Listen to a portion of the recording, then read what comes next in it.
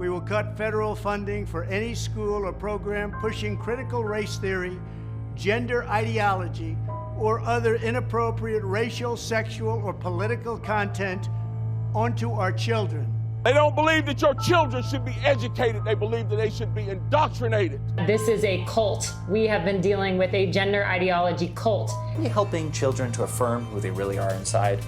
Or are we indoctrinating them into a cult of gender ideology that could leave them scarred, literally and figuratively, for life? I am reporting to you from the front lines of the war on gender ideology. It's a fundamentally anti-life and anti-human ideology. It's coming for our kids, and we have to do something about it. You know those 1930s newsreels where there is a fire moving over a map of the world, and it's about the spread of Nazism? It's right there in front of you. You know what it is, and you know it's bad. What if something very similar is happening now in the 2020s? What if this anti-gender ideology movement is fascism, and it's coming for you and everything you care about? Abortion rights, gay rights, trans rights, women's rights, thinking critically about gender, sexuality, and race. Democracy itself. What if you sensed it coming, but weren't exactly sure who the enemy was or how to fight back?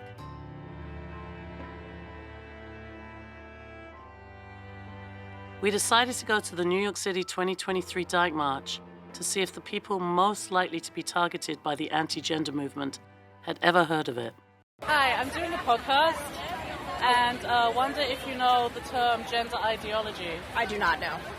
I think maybe it's a new topic that people are trying to be more well-versed in.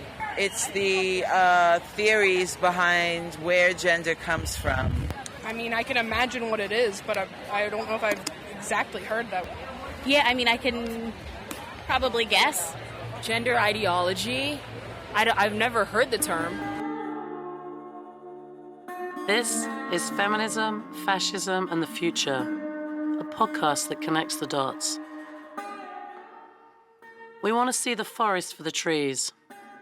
The people who don't want women to have access to abortions are connected to the people trying to shut down drag queen story hours, and they are connected to the people who won't accept fair and free elections. And they are connected to white supremacists who hate migrants and immigrants and Jews and black people. In other words, this is not a few small fires we need to put out, but one giant ass fire that is spreading fascism around the world. In order to fight this global fascism, we need to know who the enemy is. But it's difficult in a media landscape that often refuses to name this movement as both global and fascist. Too often, journalists don't connect the dots. They don't show us how Hungary's Viktor Orban shutting down gender studies is connected to Ron DeSantis in Florida, passing the Don't Say Gay law, and how this is connected to the rhetoric used by Vladimir Putin to justify his imperialist war in Ukraine as protecting Russians from gay Europe. The thing about fires is they don't start all at once, but often burn underground, unnoticed for years and even decades. That's the case with the anti-gender ideology movement. It started in the 1990s, but now it threatens democracies around the world. This podcast isn't just about the problem, though. It's about how to fight back. We talk to academics, artists, and activists who are mobilizing for our future. Thanks, Alison Seeger, for that introduction. I'm Laurie Essig, and I am nearly everything that the anti-gender ideology movement hates. I'm a professor of gender studies, I'm a single mother, I'm a lesbian, a feminist, and a Jew. And, to be honest, I'm scared, really scared for our future. When I heard about the Don't Say Gay law in Florida, I recognized it immediately. I have spent much of my life living in Russia and was, until 2019, sometimes teaching gender studies there. The Florida law uses the exact same logic and language as the 2013 anti-gay propaganda law in Russia. In Russia, you could not discuss LGBTQ existence in front of anyone under 18. The Don't Say Gay law makes it illegal to discuss LGBTQ existence in schools in Florida.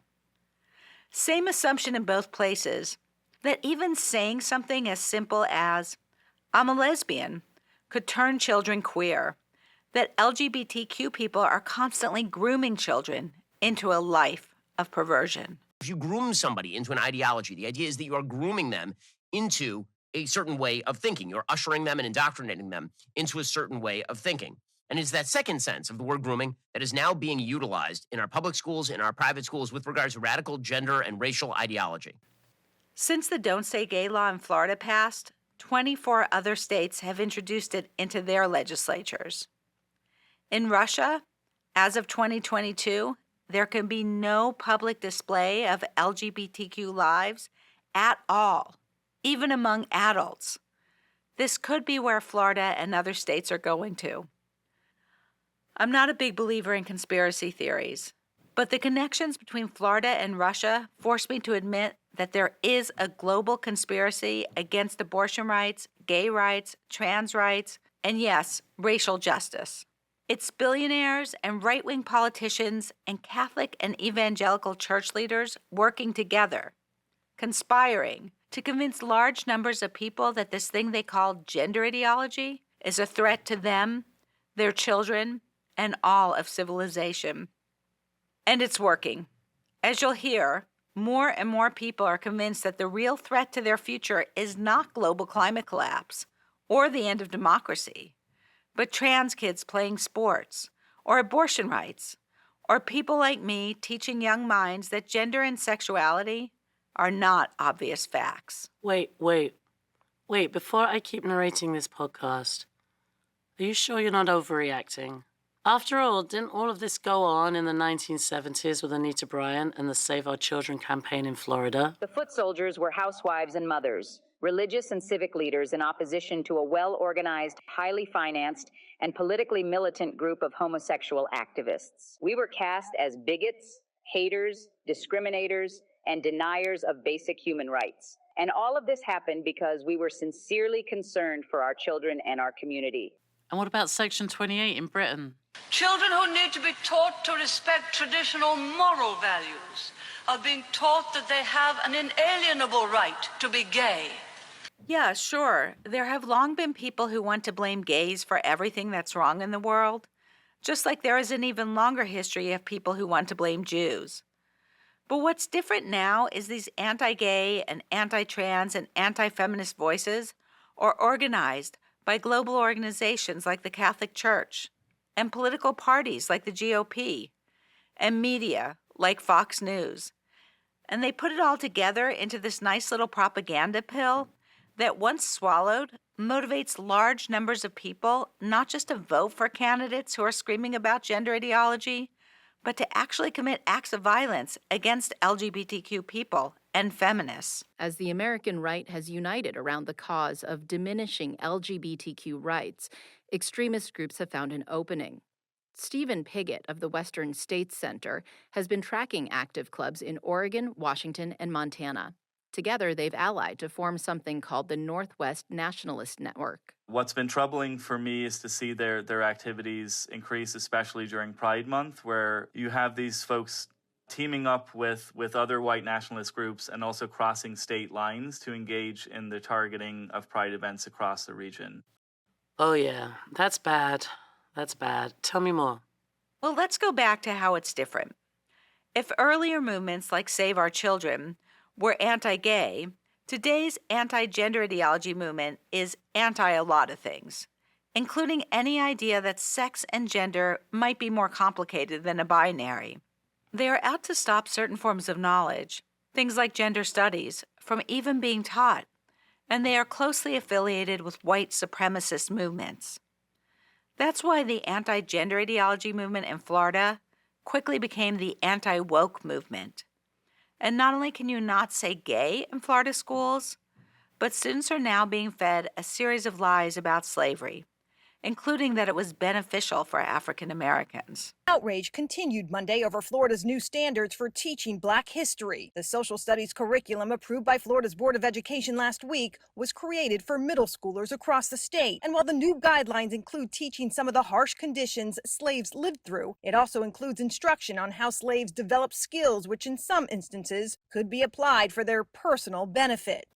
If we are really going to fight this anti-gender ideology movement, we need to understand its history.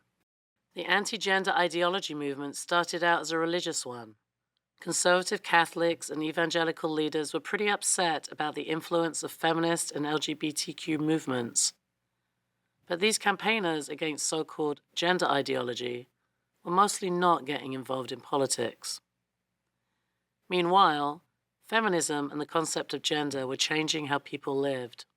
Most people, at least in the US, embrace the idea that we should not let traditional sex roles determine our lives. In other words, that our roles as men or women are not fixed, but socially constructed. A girl can grow up to be a surgeon, and a boy can be a nurse.